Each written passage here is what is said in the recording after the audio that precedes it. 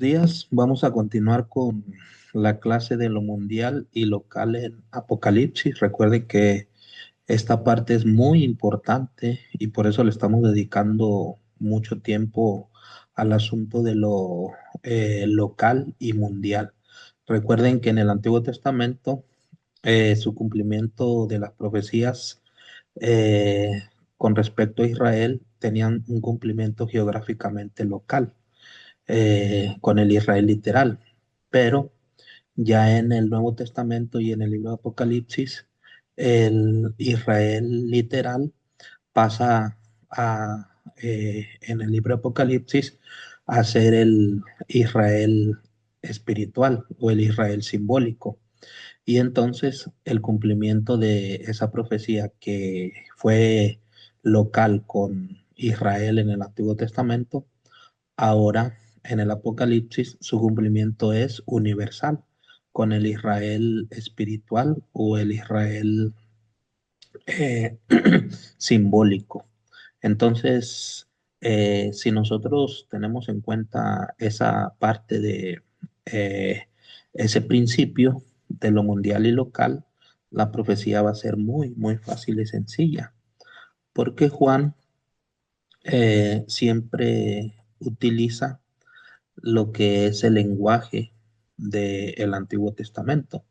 Por ejemplo, veíamos en la clase anterior y en esta, Juan sigue hablando de el lagar, que es un lugar donde se pisaban las uvas y generalmente ese lugar estaba fuera de ahí de Jerusalén y tenía que ver con el valle de Josafat.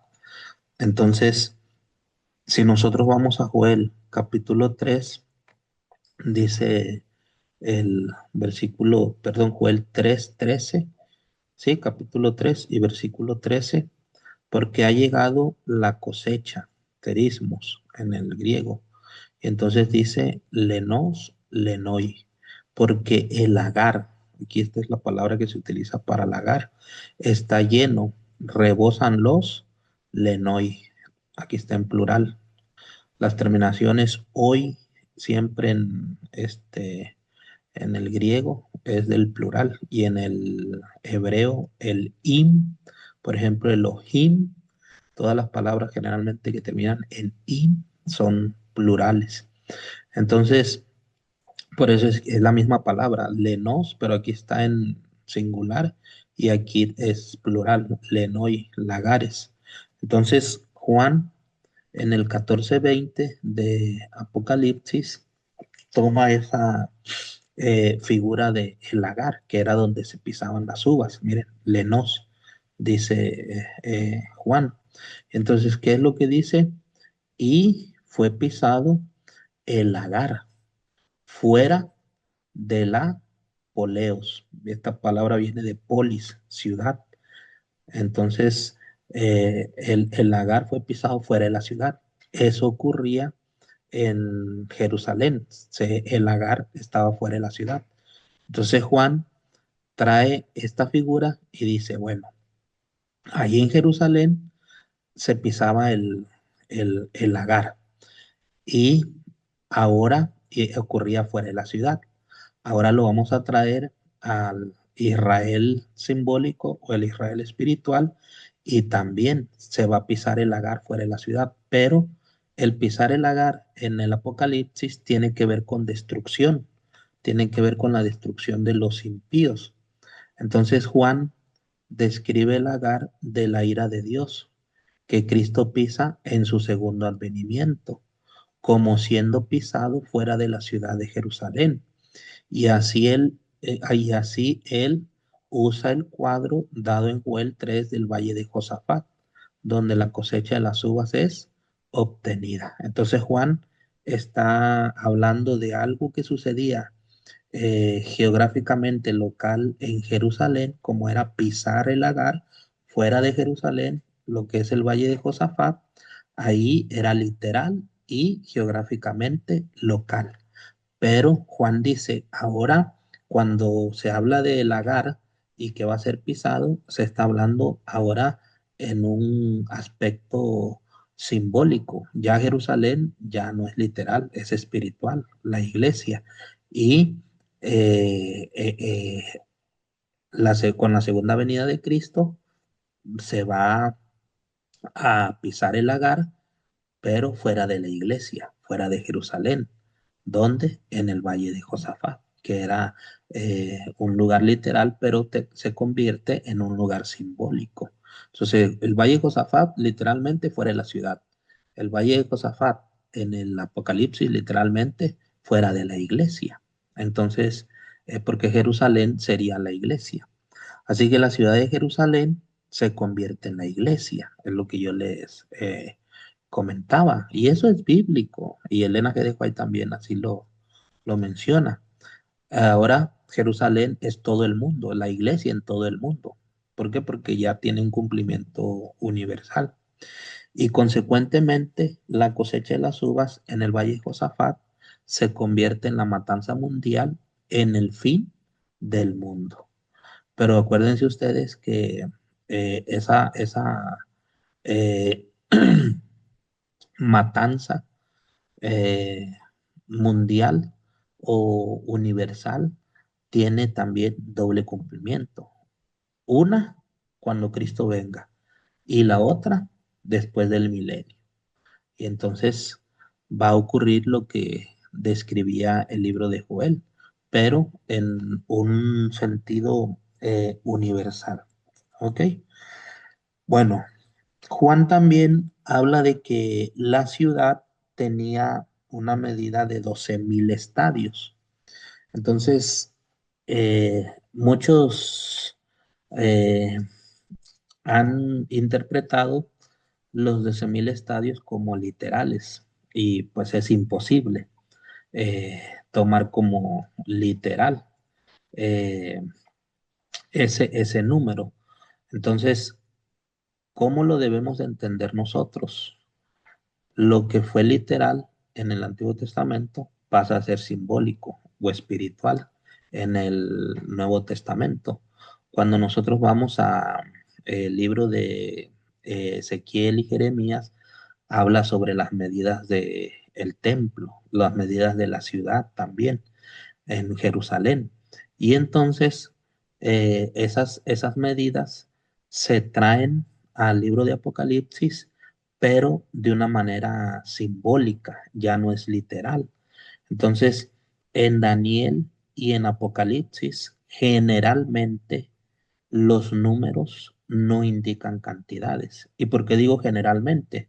Porque si nosotros estamos en los 1260 años, tiempo y la mitad de un tiempo, pues ahí los números indican cantidad, indican 1260 años. O si estamos en Apocalipsis 11 42 meses, o en Apocalipsis 13 también donde habla de que se le da autoridad a la bestia que sube del mar por 42 meses, pues claro, ahí los números indican cantidad. Entonces, cuando nosotros hablamos de que en profecía, tanto en Daniel como en Apocalipsis, los números no indican cantidades, sino que indican cualidades, pues tenemos que ver el contexto de esos números. Pero generalmente no van a indicar cantidad, sino indican cualidades. Por ejemplo, eh, hay un principio. Generalmente, cuando ustedes vean el número 1000 en la Biblia, tanto en el Antiguo Testamento como en el Nuevo Testamento, el número 1000 es un número que se utilizaba o que se utiliza en la Biblia para hablar de cifras incontables. Por ejemplo, en el Antiguo Testamento tenemos el caso nosotros de Elías. Y entonces Elías andaba huyendo de Jezabel. Acuérdense que Jezabel representa a la iglesia en el Nuevo Testamento, la iglesia falsa, y Elías pues al pueblo de Dios. Entonces Elías andaba huyendo y Dios lo confronta y le dice que sí porque anda huyendo. Y entonces la respuesta de Elías es que era el único fiel que había quedado de todos los que estaban eh, ahí en la época de Jezabel. Y entonces Dios le dice, te equivocas. Hay 7,000 que no han doblado sus rodillas a Baal. Entonces, ¿por qué Dios le dice 7,000? Porque el número 7 es para hablar de perfección y el número 1,000 es para hablar de cifras incontables. Entonces, cuando Dios dice hay 7,000, no está diciendo literalmente que eran 7,000 los que no habían doblado sus rodillas ante Baal. Lo que está diciendo es que es una gran cantidad, una gran muchedumbre que no ha doblado sus rodillas, pero es representado con el número 1,000. ¿Y por qué 7? Porque es el número perfecto. Entonces, generalmente cuando ustedes vean el número 1,000 en la Biblia, y eso va a ocurrir en el libro de Apocalipsis, porque Apocalipsis utiliza mucho 1,000 o millares, se traduce también a veces en español, se traduce como millares. Bueno, es para hablar eh, de cifras incontables. Lo que estoy comentando es que a veces en Apocalipsis va a aparecer el número 1,000 o va a aparecer millares. Es lo mismo, es para el 1,000 y millares es para hablar de cifras incontables. Entonces, aquí cuando nosotros entendemos esto, se nos hace facilísimo el Apocalipsis. ¿Por qué? Porque Juan dice en Apocalipsis 7 que los sellados son 144,000. Ahí ya está mencionando el número 1,000, está mencionando el número 144 y está mencionando el número 1,000. ¿De dónde sale el número 12? Perdón, el número 144 sale de 12 por 12. ¿Y por qué 12? Porque 12 es un número que se habla para representar al pueblo de Dios. Entonces, estos 144,000 es el pueblo que va a representar a el pueblo de Dios, y es un grupo que va a representar al pueblo de Dios que va a vivir cuando Cristo venga y y que van a recibir el sello de Dios. Entonces de ahí sale el número 144, 12 por 12, 144. Claro, ese es un estudio más profundo cuando nosotros lleguemos a Apocalipsis 7, lo vamos a estudiar. Pero lo que estoy enfatizando es que ya de entrada los 144,000 no son literales porque aparece el número 1,000. Y siempre que aparezca el número 1,000 es para hablar de cifras incontables o de números que no, sí, números que no tienen, no lo podemos contar pues porque es mucho. Entonces, luego dice que son 12,000 de cada tribu de Israel. Ah, porque ¿de dónde sale 12,000? 12, ya dijimos 12 por 12, 44. Y 1,000, porque es un número incontable los que van a ser sellados. Por eso es que los 144,000, la gran multitud, es el mismo grupo, porque la gran multitud, un número incontable, no se puede contar. Bueno, Apocalipsis dice que la ciudad tiene 12,000 estadios. ¿Por qué 12? 12 por 12, 44. Lo que está, fíjense bien, acá en Apocalipsis 7, cuando nosotros sacamos el número 144, que sale de 12 por 12, da 144, es para hablar del pueblo de Dios que va a estar en el tiempo del fin, y que va a recibir el sello de Dios. Pero cuando nosotros vamos allá a Apocalipsis, donde habla sobre la medida que tiene la ciudad, entonces dice que la ciudad tiene 12,000 estadios. Ya no utiliza el número 144, ahora utiliza el número 12. ¿Por qué 12? ¿Por qué 12,000 estadios? Primero vamos con el 12 y después con el 1,000. 12, porque el número 12 siempre fue para representar al pueblo de Dios. 12 patriarcas en el Antiguo Testamento y 12 apóstoles en el Nuevo Testamento. Entonces, ahí ya tenemos por qué el número 12. ¿Y por qué 1,000? Porque es un número incontable. Entonces, cuando la Biblia habla de que la ciudad, la Nueva Jerusalén, tiene 12,000 estadios, no lo tenemos que tomar literal. Es una medida incontable. Por eso, Primeros Escritos dice, la ciudad era de forma cuadrada. Esto Elena que dejó ahí lo vio en visión. Me pareció que cada lado medía 12.000 estadios. Elena G. de White igual, cuando ella comenta, por ejemplo, en Patriarcas y Profetas, que eran 7.000, ella dice, no es que eran 7.000, 6.999 y con Elías 7.000, no, ella dice, es porque no se puede contar todos los fieles que habían, era un número grande.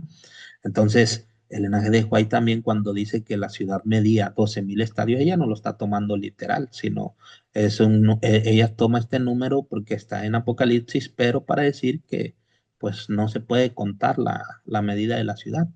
Entonces la ciudad estaba edificada sobre un amplio campo y el monte de Dios estaba en medio de ella. La pregunta es, ¿y cuál es el monte de Dios? Bueno, el monte de Dios siempre nosotros lo conocemos como el monte de Sión. Y ahí en medio estaba la ciudad. Entonces, acuérdense que los números en Apocalipsis, especialmente cuando se habla de 1.000, no son cantidades, sino cualidades. Los números no indican cantidades, indican cualidades. Entonces, todas las visiones y profecías del Apocalipsis son inseparables y no pueden ser completamente entendidas sin una con la otra. Todas están juntas. Un conocimiento del templo del Antiguo Testamento y de sus servicios en Jerusalén o del tabernáculo en medio del campamento de Israel en el desierto. Entonces, todas las visiones del libro Apocalipsis van a estar en torno a lo que es Jerusalén, el templo y todo lo que tiene que ver con Israel. Una vez más, vemos que las cosas locales del Israel literal se aplican por Juan en una esfera mundial. Entonces, ya en Apocalipsis, su cumplimiento no va a ser geográficamente local, sino va a ser geográficamente universal, aunque se esté utilizando el mismo lenguaje del Antiguo Testamento o los mismos símbolos del Antiguo Testamento o los mismos personajes del Antiguo Testamento. Por ejemplo, Jezabel en Apocalipsis ya no es literal, es simbólico. Elías en Apocalipsis ya no, o en el Nuevo Testamento ya no es literal, ahora es simbólico o espiritual.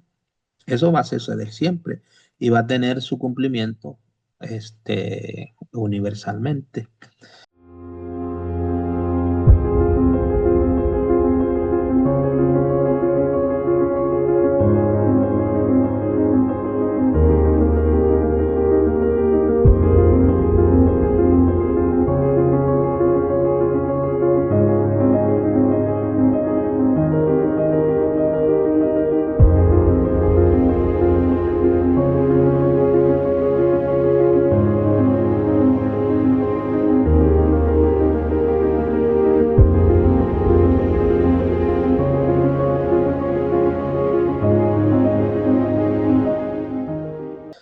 Las plagas, ¿qué indican las plagas? Bueno, todas las plagas en Egipto fueron juicios de Dios.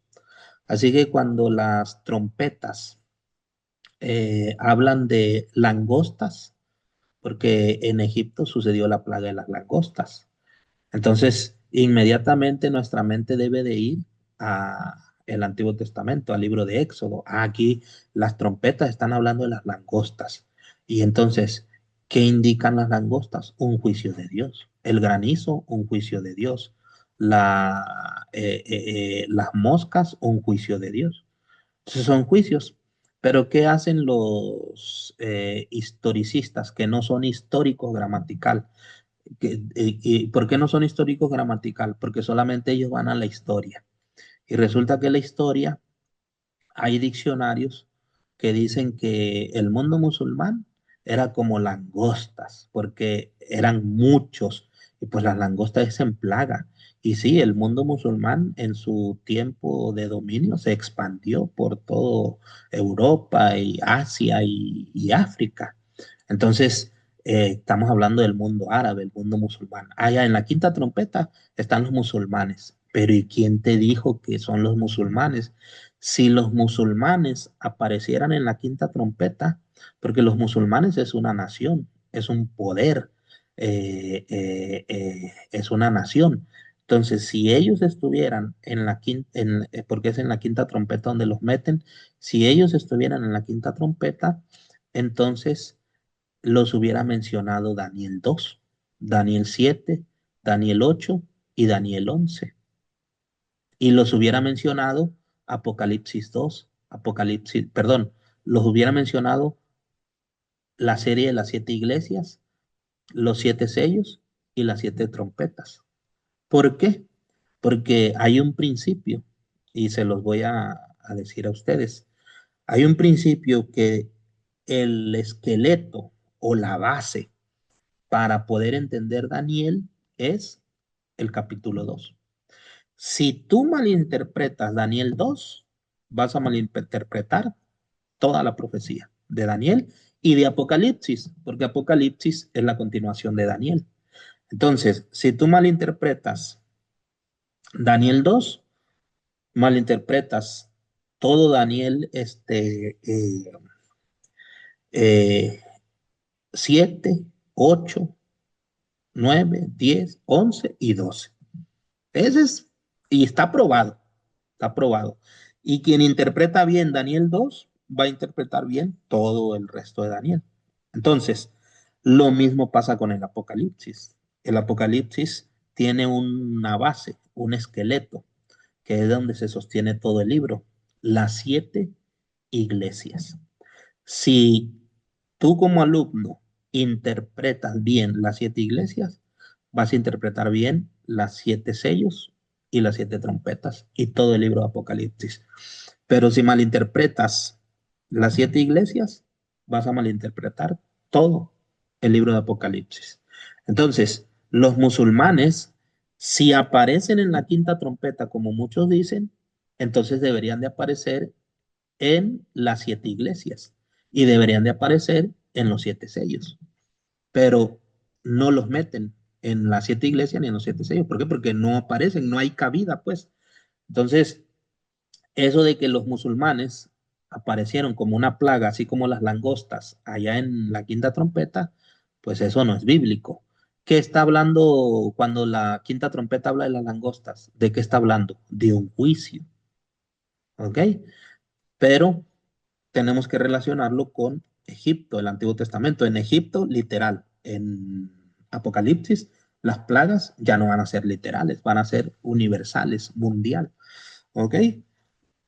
Las plagas que cayeron sobre Egipto cuando Dios estaba a punto de librar a Israel. Claro, Israel literal. ¿Ok? Eran juicios similares en carácter. Noten, juicios similares, aunque más terribles y extensos que los que caerán sobre el mundo justo antes de la liberación final del pueblo de Dios. De paso, Elena G. de Guay en sus libros o comentarios que ella hace tampoco mete al mundo musulmán. Porque pónganle que muchos dicen, ay, es que es difícil interpretar la profecía solo con la Biblia. Bueno, tienes el comentario de Elena G. de Guay, que también fue inspirado por Dios. Entonces, Elena G. de White, lean ustedes, no mete a los musulmanes ni en Daniel 2, 7, 8. Todas las naciones que Elena G. de White mete en Daniel 8 es porque ya las mencionó en Daniel 2. Todas las naciones que Elena G. de White mete en Daniel 11 es porque ya las mencionó en Daniel 2 y Daniel 7. Todo lo que Elena G. de White mete en los sellos ya lo mencionó en las siete iglesias. Todo lo que mete en las trompetas ya lo mencionó en las siete iglesias y los siete sellos. Pero ¿qué hace ella?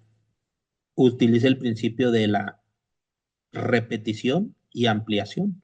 Porque Daniel 2, 7, 8, 9, 10 y 11 es una repetición de Daniel 2.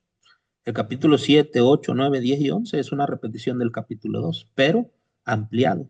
Lo mismo sucede. Los siete sellos y las siete trompetas son una repetición de las siete iglesias, pero ampliado. ¿Qué quiere decir ampliado? Que repite lo mismo, pero amplía más en los sellos y en las trompetas. Entonces, ya nada más con ese principio, imposible. Y ya Elena G. de White tampoco lo menciona. Entonces, Elena G. de White, cuando está hablando de la quinta trompeta y está hablando de las langostas, nunca lo relaciona con el mundo musulmán. Nunca, nunca. Eso lo hace ella, las langostas lo relaciona con las plagas que cayeron en Egipto. Y ella dice, ahora acá va a ser mundial. Y así como tuvo que ver con la liberación de Israel literal, ahora acá va a ser con la liberación del pueblo de Dios. Porque Apocalipsis 16 habla de las plagas. Entonces, las plagas de Egipto fueron los juicios de Dios sobre los perseguidores del Israel nacional, justo antes de la liberación de Israel. Las últimas 7 plagas serán los juicios de Dios sobre los perseguidores del Israel espiritual mundialmente, justo antes de la liberación del Israel espiritual. Algunas de esas 7 plagas serán similares a algunas de las plagas de Egipto. Lo que fue local en Egipto será mundial en los últimos días. Ahí está. Eso es lo que está comentando también el espíritu de profecía. Bueno, Juan también habla de Babilonia, mucho, a partir del capítulo 17, 18, especialmente en el 18, Babilonia, la grande, la gran ramera. Y habla del río Éufrates. Ahora, ¿por qué Juan toma la figura de Babilonia literal y la lleva a la Babilonia espiritual? Porque la Babilonia literal, eh, si ustedes recuerdan, estaba fundada sobre el río Éufrates. Bueno, Juan también va a hablar sobre el río Éufrates, pero en la Babilonia literal, el río Éufrates literalmente fue secado, desviado por Ciro. Y en la Babilonia espiritual dice que se va a secar el río, en Apocalipsis dice que el río Éufrates se va a secar, Apocalipsis 16.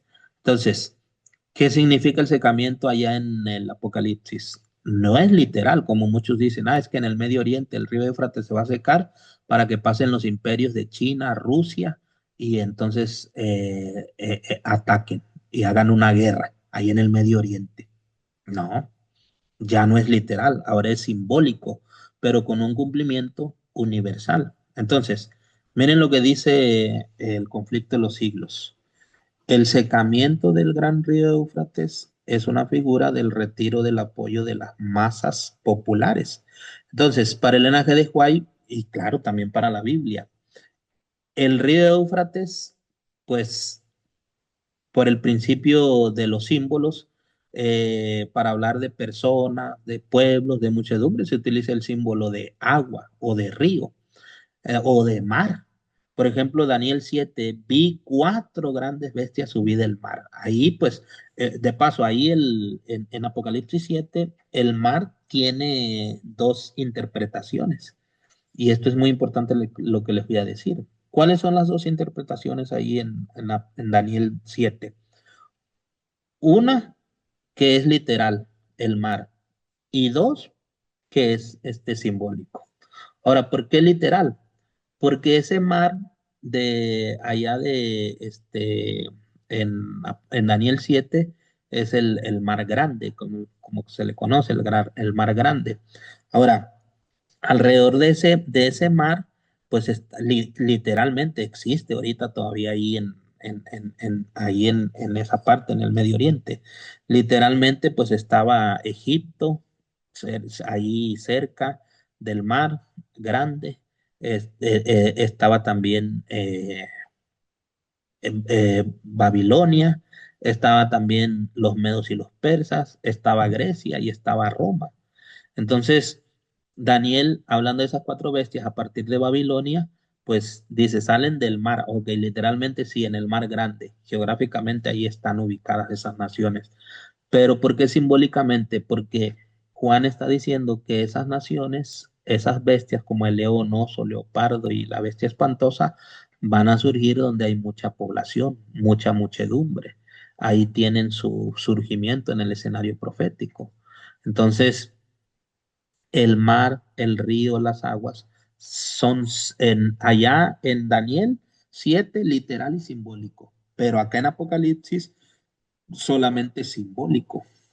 Entonces, Elena G. White lo toma simbólico y dice que El secamiento del río Éufrates es una figura, un símbolo del apoyo de las masas populares que sostienen a Babilonia. Y aquí el Enaje de Guay no está hablando de Babilonia literal, está hablando de la Babilonia espiritual. Y miren, más clarito, el agua simboliza pueblos, naciones y muchedumbres. Ahí está. Por eso, este es el mejor comentario bíblico después del Antiguo y Nuevo Testamento. El secamiento del Éufrates representa el retiro del apoyo popular de que gozó Babilonia. Ahora la pregunta es, ¿y en qué momento van a retirar ese apoyo? No es aquí algo literal, como lo toman los futuristas, dispensacionalistas, no. La ciudad literal de Babilonia fue construida en el río literal, Éufrates. Como una parte de la estrategia en el derrocamiento de Babilonia literal, Ciro hizo con que las aguas del Éufrates fuesen desviadas. Este secamiento de las aguas del Éufrates fue predicho y Ciro fue definitivamente citado como el que lo haría. Entonces, ya estaba en la profecía que Ciro iba a hacer ese secamiento, ese desvío, iba a entrar ahí a Babilonia. Entonces, allá en la literal, pues sí, literalmente se secó porque se desviaron las aguas. Entonces, eh, en el Apocalipsis, cuando habla en Apocalipsis 16 de que el río Éufrates se va a secar, no está hablando literalmente, estaban hablando simbólicamente. Miren lo que dice Patriarca y Profeta hablando de Ciro, de que ya se había predicho. Cuando el rey vio las palabras que habían predicho más de 100 años antes que él naciera, la manera en que Babilonia sería tomada. Cuando leyó el mensaje que le dirigía el gobernante del universo, hablando de Dios, yo te ceñiré, aunque tú no me conociste, para que se sepa desde el nacimiento del sol. O esto es desde el oriente, y desde donde se pone no hay más que yo. Ahora, fíjense bien esta cita, porque Elena G. de White también la tenemos que saber interpretar. Miren, cuando ella dice, hablando de Ciro, porque aquí está hablando de ella de Ciro, ¿ok? Ella dice que Ciro viene desde el nacimiento del sol.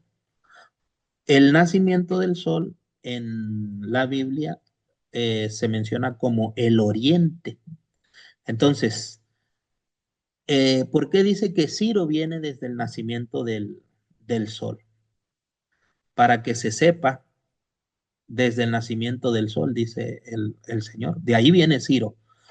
Porque los medos y los persas venían de esa parte del oriente, donde nace el sol, y llegaron a destruir a Babilonia literal. Bueno, el linaje de Huay lo que está diciendo aquí es, en otra cita lo va a decir más clarito, pero pues eh, por el conocimiento que su servidor tiene del espíritu de profecía, ella está diciendo que Ciro es una figura de Cristo. ¿Por qué es una figura? Porque así como Ciro secó el río Éufrates y lo desvió para destruir a la Babilonia literal, Cristo va a secar, no literalmente el río Éufrates, pero sí simbólicamente, le va a retirar su apoyo. Ahora, ¿en qué momento sucede que se le retire el apoyo y se seca el río Éufrates simbólicamente, espiritualmente? Cuando se da cuenta el mundo en general que ha sido engañado por Babilonia con respecto al verdadero día de adoración. Se seca el río Éufrates, se le retira su apoyo y entonces viene del oriente, los reyes del oriente, dice Apocalipsis. Primero se seca el río Éufrates para preparar el camino de los reyes del oriente. Los reyes del oriente, los futuristas y dispensacionalistas lo toman literalmente, ¿no? Ahí está hablando simbólicamente. Entonces, ¿qué está diciendo el linaje de White? Ella dice, así como Ciro venía del nacimiento del sol o venía del oriente, porque de allá vive no Babilonia, para destruir a la Babilonia literal, y tuvo que secar el río Éufrates. Cristo Jesús va a secar el río Éufrates. Y los reyes del oriente son Cristo y la hueste angelical, que vienen para no destruir, no para destruir a la Babilonia literal, sino para destruir a la Babilonia simbólica o la Babilonia espiritual. Ah, qué fácil es la profecía. Yo siempre he dicho, la profecía es lo más fácil que nosotros podemos tener en la Biblia. ¿Por qué? Porque todos los símbolos que utiliza Apocalipsis fueron tomados del Antiguo Testamento. Y todo lo que sucedió localmente, geográficamente local con Israel, va a suceder geográficamente universal, pero con el Israel espiritual o el Israel simbólico. Entonces, Babilonia en nuestros días ya no es literal, es simbólica. El río Éufrates ya no es literal, es simbólico. No es que allá en el Medio Oriente va a suceder algo. No, esa es la interpretación preterista, futurista y de algunos historicistas también, porque solo se van a la historia y no se van a la gramática bíblica. Esto que nosotros estamos haciendo aquí es gramática bíblica. Esto es gramática bíblica. Entonces, vamos a la historia y vamos a al texto bíblico o a los comentarios del Elena G. de White. Bueno, miren, vamos a hablar un poquito más del secado del Éufrates. ¿Qué dice Elena G. de White? Cuando aquellos que honran el domingo vean que están engañados, lo que yo les comentaba hace un momento, el apoyo popular que sostuvo a Babilonia le será retirado. Y aquí es cuando ocurre el secamiento del Éufrates, porque secar el Éufrates en Apocalipsis es quitarle el apoyo a Babilonia, de las naciones, de los pueblos, de las muchedumbres, de las personas. Entonces, qué clarito está aquí, miren, se cumplirá el secamiento del río Éufrates. Fácil entender, porque eh, hay muchos que malinterpretan el río Éufrates o el secamiento, pero con la Biblia y el Espíritu de Profecía es muy fácil de comprender. El registro del derrocamiento de Babilonia literal es así usado para mostrar el derrocamiento de la Babilonia espiritual en todo el mundo. El Éufrates es el río de Babilonia y no tiene ninguna referencia a ninguna nación local o naciones. Ya no hay ninguna referencia ahorita en el Nuevo Testamento para el Éufrates, que era el río literalmente donde estaba plantado Babilonia. De paso, geográficamente hoy en día, donde era Babilonia, ¿por qué decimos nosotros que el rey del norte era Babilonia, era Siria? Porque antes de que viniera el imperio babilónico, estuvo el imperio asirio. ¿En dónde? En lo que hoy nosotros conocemos geográficamente como Irak, con K de kilo. Irak, no Irán, con N, no, Irak. Ahí es donde estuvo geográficamente Babilonia, ya en la época de Daniel y también en la época de Daniel, pero cuando él estaba pequeño, ahí estuvo el imperio asirio, en esa parte geográficamente donde hoy es Irak. Y ahí es donde estuvo también Nínive, porque Nínive llegó a ser la capital de Asiria. Entonces ahí es donde en Irak, por eso yo tuve que tomar una clase para eh, esto de Daniel y Apocalipsis, tuve que tomar una clase solo que se llamó Arqueología Bíblica del Medio Oriente, ahí en Irak, exclusivo de Irak, porque en Irak fue donde estuvo Babilonia, fue donde estuvo Asiria, fue donde estuvo Nínive, de ahí fue donde salió Abraham, de Ur de los Caldeos, o sea, Babilonia es, perdón, Irak es una riqueza en asuntos arqueológicos y bíblicos, pero ya no es literal hoy en día, no es que allá literalmente, porque ahí literalmente pasa el río Éufrates en ese país de Irak, pero no es que literalmente se va a secar, no, se está tomando algo que fue literal para traerlo aún cumplimiento profético universal. ¿Por qué? Porque las profecías que están basadas en las alusiones del Antiguo Testamento son mundiales. Cualquier profecía que tenga una alusión al Antiguo Testamento, como Babilonia, Éufrates, ahora en el Nuevo Testamento es mundial, universal. Bueno, aquí tenemos lo de la salida del sol, que es en el oriente, o los reyes del oriente, es lo que dice también Apocalipsis. Todo esto que yo les estoy mencionando está en Apocalipsis 16. Lo de el secado del río Éufrates, los reyes del oriente, que se seque el Éufrates para que pasen los reyes del oriente, simbólicamente. Dice profetas y reyes. Ciro avanzó desde el oriente, por eso es que a Ciro se le pone como una figura de Cristo, porque le digo que él venía del oriente. Sorprendió a Babilonia, desvió las aguas del Éufrates y entró por el lecho del río, cuyas puertas no habían sido cerradas. Y miren lo que dice Profetas y Reyes. Así como Ciro fue levantado para ser libertador del pueblo de Dios, y para derrocar a la Babilonia literal, así Cristo será levantado para libertar a su pueblo y derrocar a la Babilonia espiritual. Porque con la llegada de Ciro, quienes estaban ahí de los de el pueblo de Dios, perdón, de cautiverio también, pues era del pueblo de Dios, que Babilonia sí constantemente los tuvieron en cautiverio. Entonces, así Ciro es la figura de Cristo. Cristo en el Apocalipsis se seca el río Éufrates simbólicamente y está listo para los reyes del oriente, que es Cristo y la hueste angelical, o su segunda venida, para liberar al pueblo de Dios y derrocar a la Babilonia espiritual. Entonces, los medos y los persas vinieron desde donde sale el sol para derrocar a la Babilonia literal. Por eso es que Juan habla de los reyes del oriente, tomado de Isaías 41:2 y 46:11, porque de ahí es donde vienen los medos y los persas. Entonces Juan nunca está hablando de que en Apocalipsis 16, cuando habla de el derrocamiento de la Babilonia espiritual y del secamiento del Éufrates y de los reyes del oriente, él nunca está hablando de que va a haber una guerra geográficamente universal en, en el Medio Oriente. Y ni el linaje de Huay, porque el linaje de Huay dice es simbólico eso.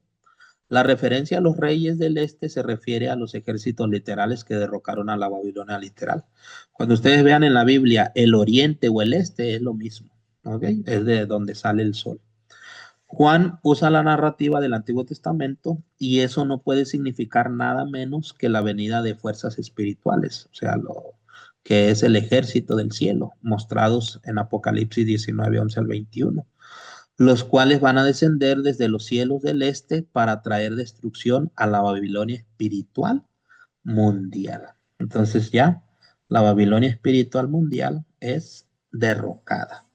Pero en un lenguaje simbólico está hablando eh, Juan. Así que no hay que tomarlo literal, todo el lenguaje de Juan, sino se tiene que tomar simbólico, pero tenemos que saber por qué Juan está hablando de el río Éufrates, del secamiento, todo eso. Acuérdense que hay un principio. Si la profecía en el Nuevo Testamento está hablando de Babilonia, entonces allá en Babilonia, todo lo relacionado con Babilonia, el pueblo de Israel, el río de Éufrates, Ciro, los vasos sagrados, el vino de Babilonia, todo eso que rodea a Babilonia, ahí en el Antiguo Testamento, se trae como figura simbólica para que tenga un cumplimiento profético en el Apocalipsis, pero universalmente. Entonces, ese es el enfoque que nosotros tenemos que dar cuando vemos algo en Apocalipsis. Ok, aquí están apareciendo el río Éufrates. Vámonos al Antiguo Testamento. ¿Por qué Juan utiliza la figura del río Éufrates? Ah, Juan la está utilizando porque a eso que hizo Ciro va a suceder acá, pero simbólicamente. Se le va a retirar el apoyo. Eso significa se seca el río Éufrates. ¿Por qué? Porque aguas, pueblo, muchedumbres, naciones. Ah, ok. Luego, Ciro es un representante de Cristo. Así como Ciro liberó al pueblo de Israel de Babilonia y destruyó Babilonia. Ah, bueno, Cristo, cuando se seque el río, viene del oriente, así como Ciro vino del oriente. O sea, es fácil la profecía, ¿no? Que los reyes del oriente, son las naciones China, Rusia, que están hacia el oriente, allá en Tierra Santa, y van a venir y van a hacer una guerra, y va a ser una guerra entre el Medio Oriente, y a esa guerra se le va a llamar el Armagedón. ¿De dónde? No, o sea, no, no es bíblico, por más que nosotros querramos, no es bíblico. ¿Por qué? Porque Juan mismo está diciendo, yo estoy tomando solo esas figuras para hacerlo acá, una profecía, pero con un cumplimiento universal. Entonces, Ciro representa a Cristo. Ciro vino del oriente, Cristo va a venir del oriente con sus ángeles. Ciro vino con su ejército, Cristo viene con su ejército, sus ángeles. Destruyen, secan el río Éufrates, Cristo seca el río Éufrates para que pase su ejército y Cristo, la segunda venida de Cristo. Ciro liberó a Israel de Babilonia, Cristo va a liberar al pueblo de Israel espiritual.